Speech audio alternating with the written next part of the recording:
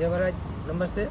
હું છું નડિયાદ બાર committee member Jaydeepsinh મુકેશભાઈ રાજપરમાર, અને આપણે એ કહેવા આવ્યો છું કે અમારા ચાહીતા અને વડીલ નડિયાદના કહીએ તો જેવા કે કિરીટ સર, એટલે આખા જિલ્લા નડિયાદ બારના પ્રમુખ શ્રી કિરીટભાઈ અંબાલાલ બારોટ, જે ગુજરાત બાર કાઉન્સિલ અમદાવાદમાં ઊભા રહ્યા છે અને અગાઉ પણ એ ચેરમેન હતા ગુજરાત બાર કાઉન્સિલ અમદાવાદના.